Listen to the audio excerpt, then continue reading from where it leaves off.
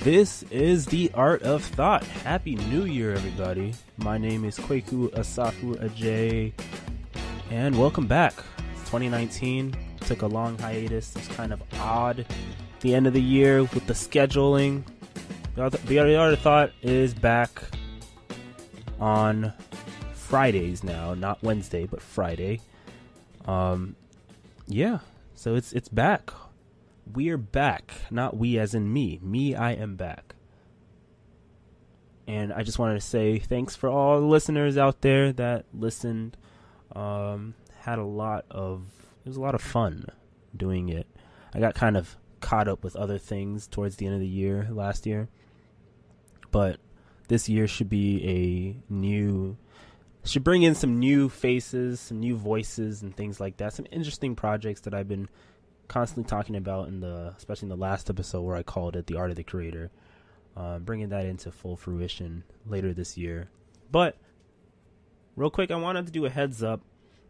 What I'm going to do, I'm going to split this podcast today into a few segments. The technology segment, which I highlight and update you guys on what technology I'm using. And then also I am going to split it up into the life update segment. And then towards the end, I'm also going to update you guys on the future of the podcast. But right after the life update section, before the end of the podcast, I'm going to be talking about not the future of the podcast necessarily, but the future of things that I'm working on.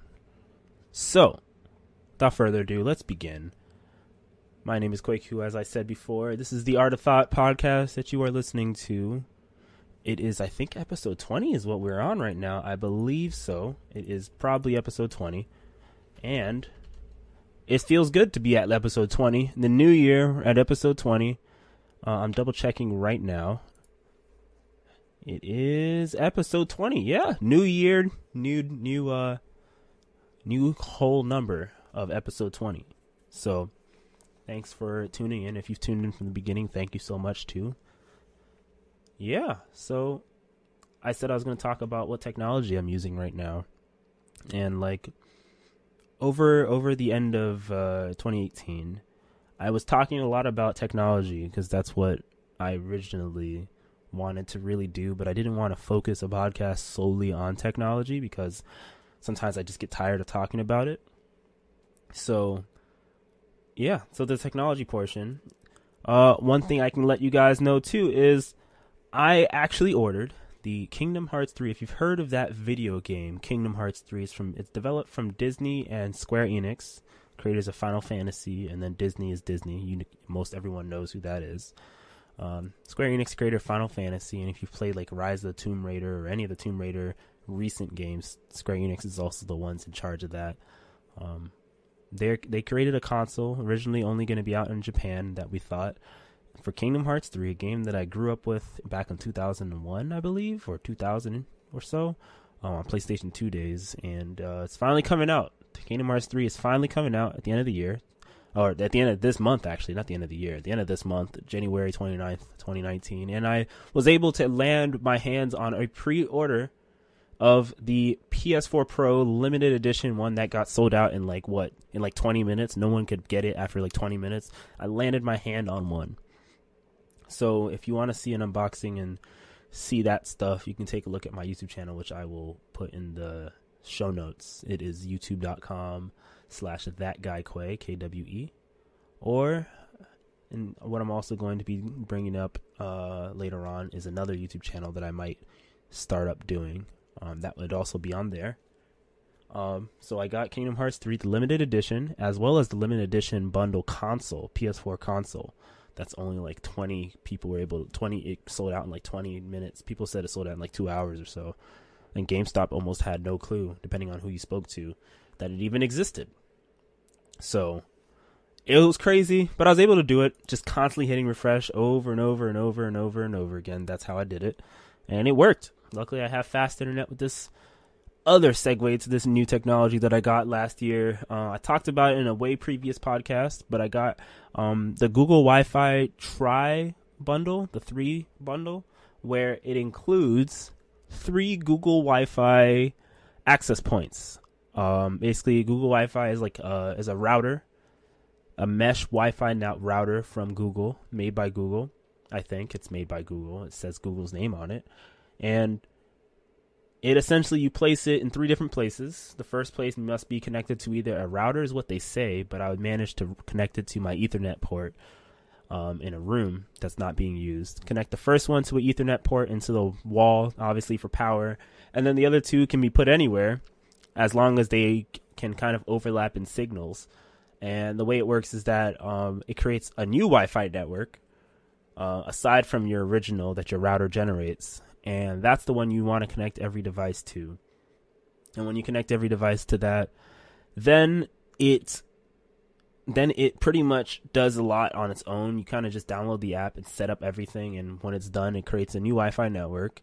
And you connect to that, and it's really fast. It's worked for me. I get like 100 megabits per second, which is amazing because I used to only get like 50 or less. I couldn't even live stream before. I got so many drop frames that it would say on Streamlabs OBS that I couldn't live stream. I almost quit live streaming altogether. But yeah, Google Wi-Fi, it's worked really well. I think it was like $250. It was kind of expensive, but it's actually cheap compared to a lot of the solutions out there right now, like Eero and stuff like that. But it's a really nice Wi-Fi router set up to have, and it's nice and simple, and it looks nice, and it's got little lights around the rings on the middle of the front of them, and those lights can be dimmed on the app. So you download the app, follow the instructions to set up everything, and it's really fast. And those lights, if you put your one router, say, in your bedroom, and that's where you sleep and that's where your computer is, the lights kind of would annoy a lot of people because it's just one light that's just on and it's bright. But you can actually dim it and even turn it off completely, so it's really nice too. So that's Google Wi-Fi that I picked up. Also, a thing that I picked up at the end of towards the end of last year was a Chromecast Ultra. In fact, I have the boxes right behind me. And Chromecast Ultra, again, made by Google, and it's their Chromecast suite of things. Basically, it's 4K Ultra HD, smart features to bring to your TV or monitor via HDMI. It's a little circular dongle that you just plug into your TV's HDMI port. I plug it into my 4K port of my smart TV, my Vizio smart TV. And that way, all you have to do is set it up really quickly. You just download Google Home on your phone, or I think you can even go on the website and set it up. And it's really fast. And then what it allows you to do is you can stream Netflix, Hulu, all the services that are supported. You can stream it all to your Chromecast, and then you can also do some smart home features. You can't do the Google Assistant stuff on there, but it works with Google Assistant in that if you connect it to certain things, you can use Google Assistant to control certain things. You can, I heard if you get a Google Home Max or Google Home in general, especially the Max because it has really nice volume and really nice sound, you can connect that to stream music from the Chromecast that's plugged into your TV to the Google Home Max, and you'll just have nice sound that is not coming from your TV. So it's a nice thing. It doesn't have one gripe is it doesn't have an interface. You literally are just connecting it to whatever tablet, phone, or computer that you're using, or even desktop to project Chrome tabs over, and it just works. It's pretty quick, it's pretty easy, and it's smooth, it's clean, and it has a nice wallpaper that shows up when you're not using it. It's just like it shows the time if you enable it, shows the date, and it shows the temperature and the forecast, which is nice at the bottom right corner. So it's a nice thing to have in the background, even if it's in your office. If you just like having something in the background on to just glance at as like a decoration, you can put that on any TV. You can literally get the Chromecast, the regular Chromecast, that is not 4K. It's only 1080, I believe. You can get, the Chromecast Ultra is 1080 HDR. I mean, not 1080, 4K HDR supported. I don't know if the Chromecast, the regular Chromecast that came out, the new one that came out last year, is 4K as well, but I don't think it's HDR supported. And you can do the same things with that one. I think it's only 1080p. But they're not that expensive. I think they're like $50. 50, and I think the original Chromecast is going for like 25 now. It's pretty cheap. And it's really nice. Again, all those work with Google Assistant, and they work really well. As you can tell, I'm kind of jumping into the Google ecosystem now. I moved away from Apple because my iPhone had problems with the hearing part of it. So I just said I'm going to jump ship and another thing that I picked up. I've been using it for a couple months now. Another thing I picked up is Galaxy S9 Plus. Replaced my iPhone that is still right next to me, but it replaced it. In fact, I should probably lower the volume on this Galaxy S9 so that someone doesn't call me. But Galaxy S9 Plus, picked it up. It was on sale for like $600 or so at Best Buy. Since they price match, I just go there because I don't feel like waiting for shipping 90% of the time. So I go there, they price match to Amazon and any store around. So if they have it in stock, there's really no reason to ship it unless you're looking for a specific bundle. And this one wasn't a bundle. It was just an unlocked Galaxy S9 Plus. It was a cobalt blue, I think is what they call the color. And then I threw on a Caseology case. I think it's the Legion series case on it, which I'm recording a video for kind of as we speak. And it works really well. It's nice and smooth. It's clean. The interface is nice. And I heard at the end of January-ish, the Galaxy S9, Note 9, and stuff are getting Android Pie with the new Samsung One UI, which I'll talk about in another podcast. And I'll do a video on the Samsung One UI too. So it's a nice investment that I did. Another thing I did, I finally replaced these Nintendo Switch drifting. I made a podcast episode about Driftgate for Nintendo Switch. Basically, when Nintendo Switch Joy-Con, the analog sticks, they tend to digitally drift when you're controlling anything. Like over time, they just mess up. So I had to replace them. It's an expensive endeavor, but luckily it was towards the end of the year, so they had a bunch of sales around Black Friday time and Cyber Monday.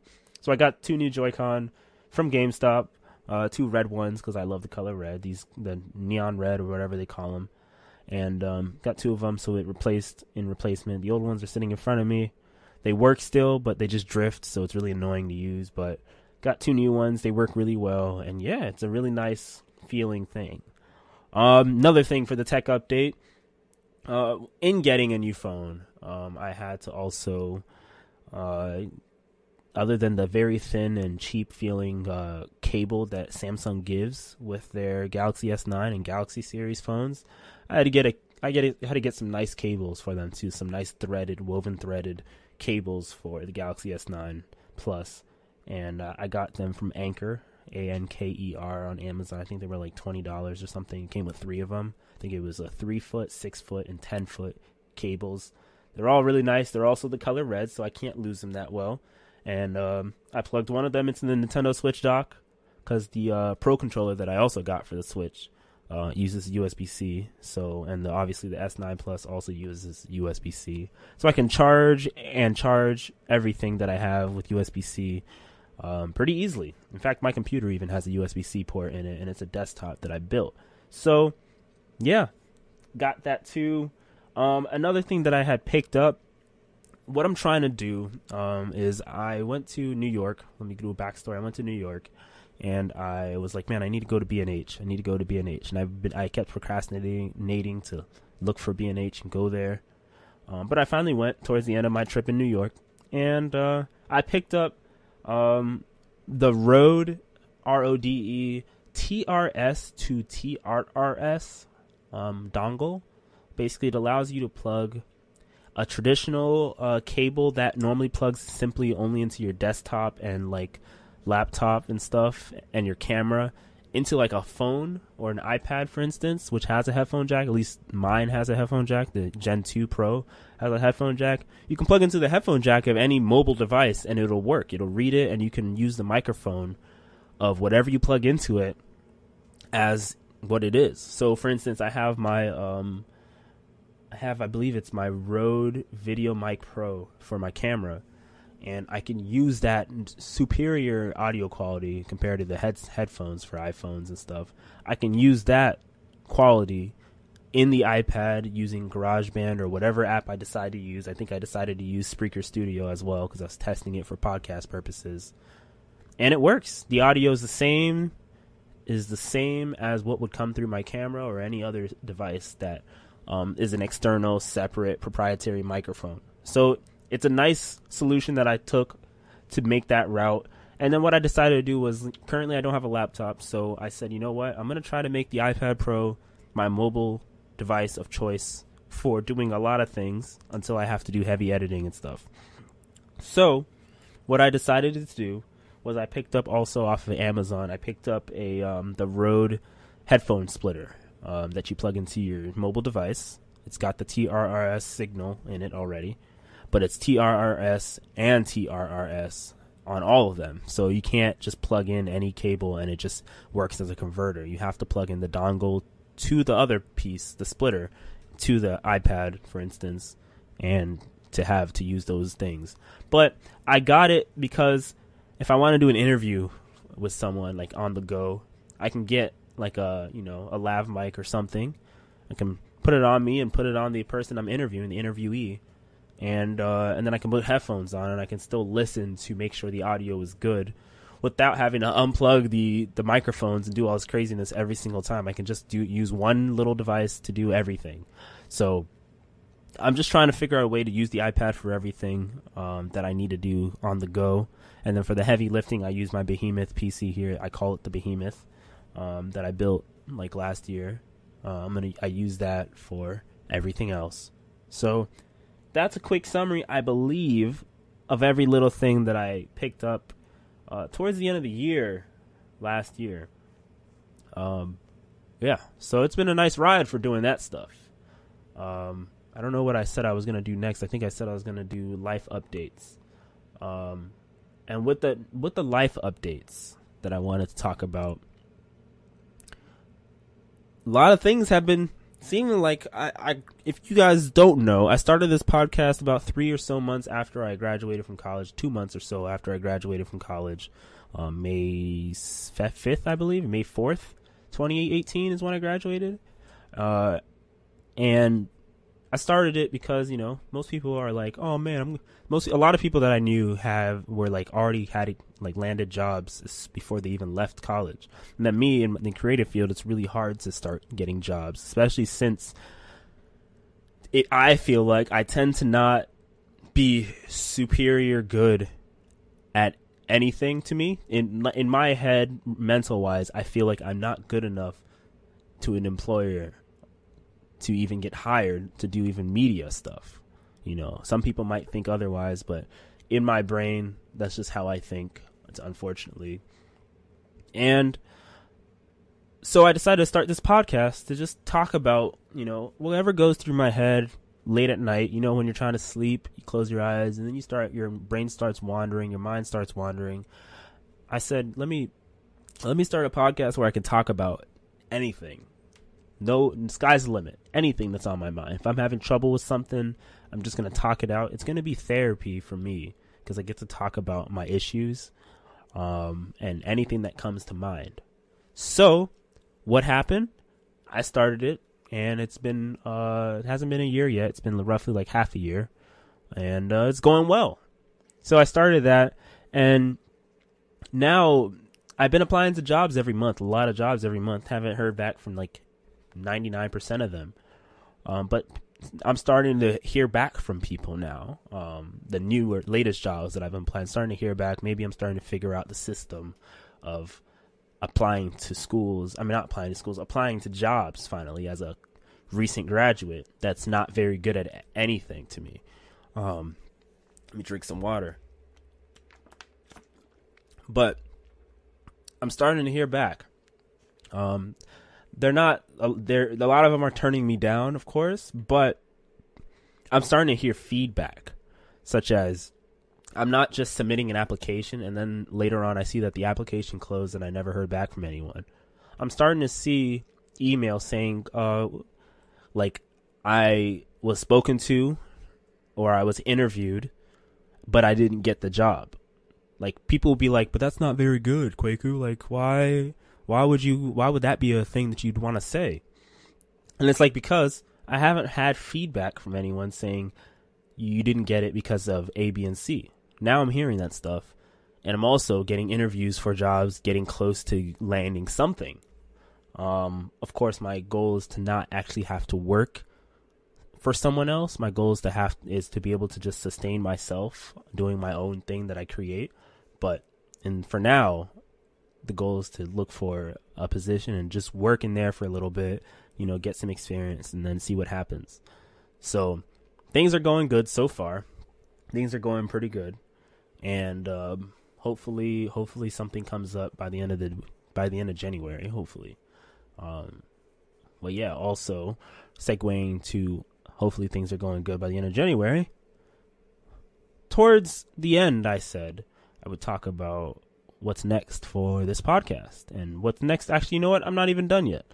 For my life stuff, too, the YouTube stuff.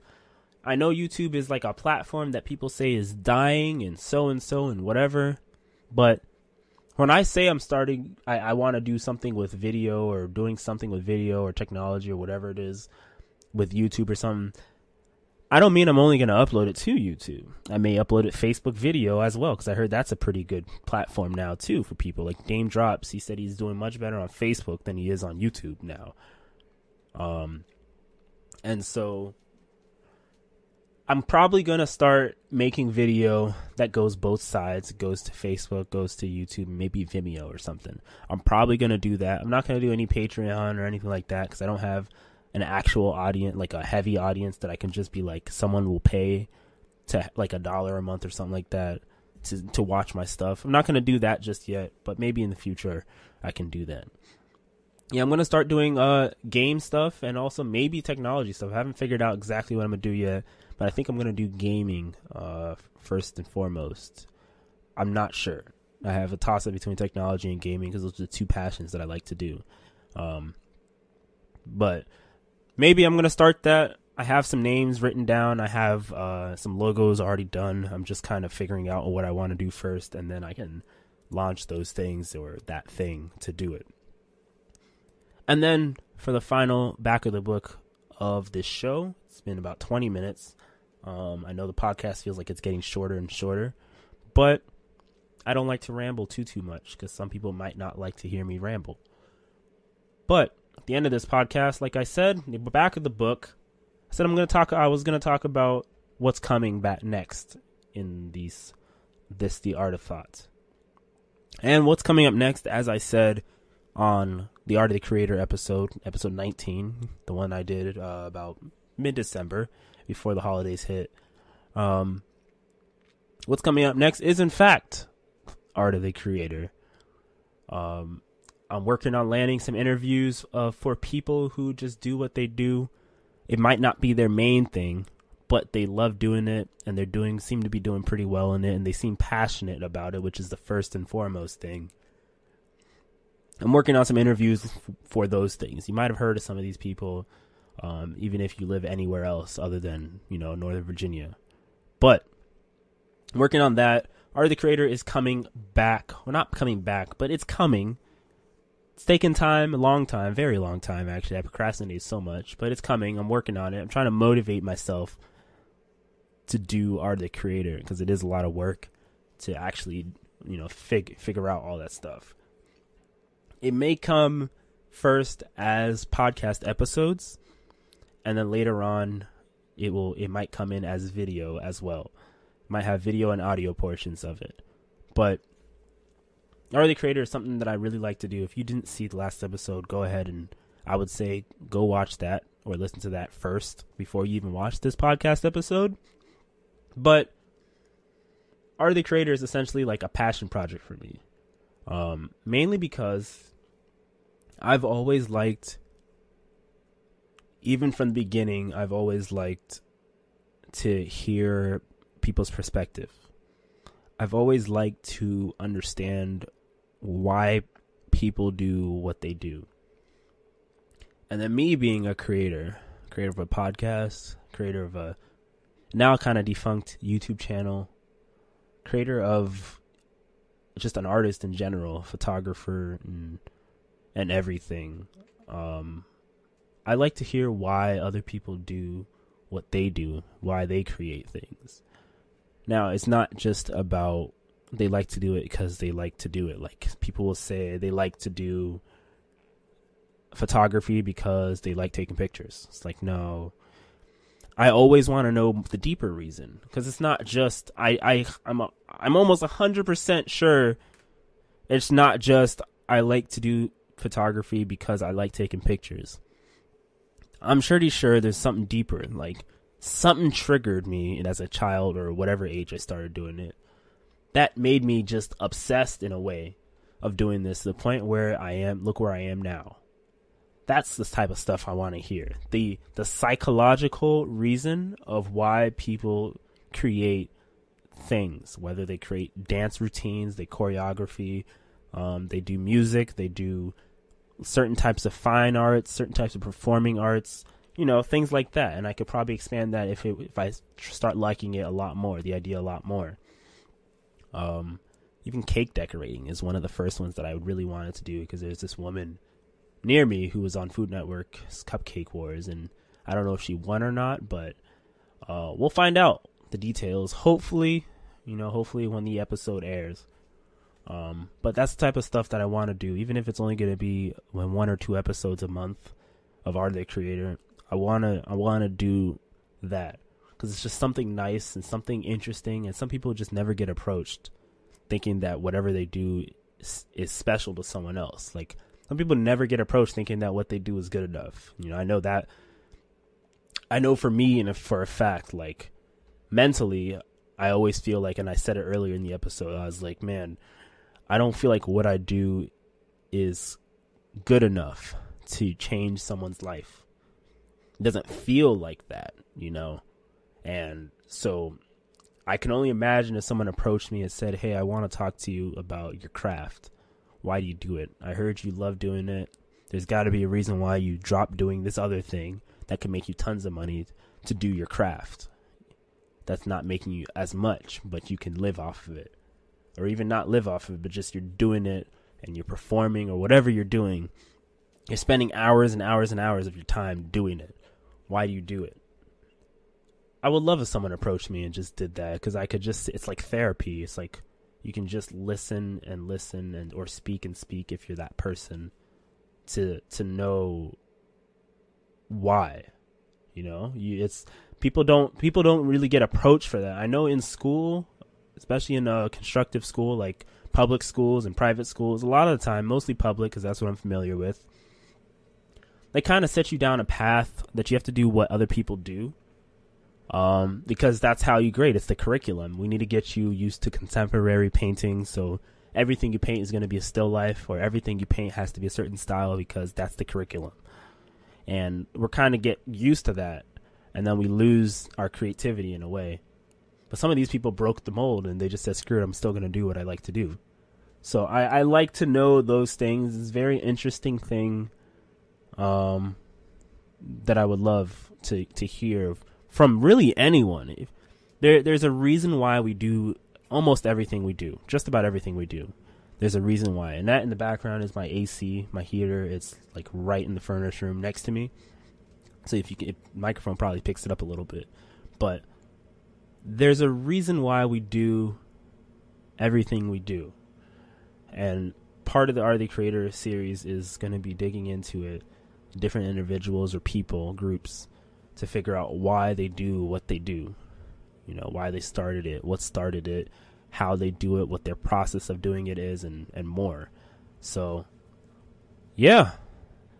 That was even therapeutic for me to say right there. You can tell right there that that's a passion for me to figure that out. I didn't even study psychology or sociology at all. In fact, I could probably not tell you the difference between the two unless I looked it up right now. But I like to dig into that stuff and do the research to figure out that stuff. Maybe that will be an episode of the podcast, for instance, just talking about sociology versus psychology, just educating the youth about it. But yeah, that's an episode right there. That was a very therapeutic episode. I'm glad I'm back. I'm glad it is January 4th, 2019 as I'm recording this. I'm glad I'm back. It felt good. I know I procrastinated a lot, saying there's going to be an episode another week, and then I never recorded it and all this stuff. And then I was sick for like all of December too, and just traveling to New York and things like that. But I don't think travel is going to be a thing for a while anymore. So yeah, hope you guys like this podcast episode 20 of The Art of Thought. Don't even know what I'm going to call it yet, but episode 20 of The Art of Thought. Hopefully you guys liked it. A lot of big changes coming. I know I did live streaming in the past of the episode of the podcast, and I kind of dropped it, but I'm trying to bring it back Maybe this month, maybe by the next episode, I might bring back live streaming. I still am having trouble having guests on the show because I can't nail people to come in because I don't know really people in this area. So if you'd like to be a guest and talk about whatever it is you want to, and talk about whatever it is that I come up with or whatever you come up with, as long as it's engaging and it's interesting to both of us and it's not like super derogatory, we'll figure it out. Just send me an email, HeluxTV@outlook.com, HeluxTV@outlook.com. Also, you can find me on Instagram, Instagram.com/thatguykwe, KWE. And you can also find Helux Media, which is what I created a long time ago, like probably like in October, I don't remember, to just put, if I have other podcasts on this, I put them underneath, and you can, there's an Instagram account. I haven't really touched it since like 2 posts, but if you want to look at it, look at stuff on there, or contact me on there instead, it's HeluxM, HeluxM, on Instagram as well.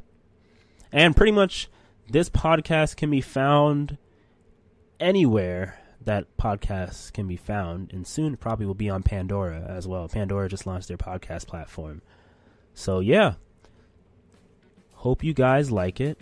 And my name is Kweku Asafu-Adjaye, and take care, everybody. Bye.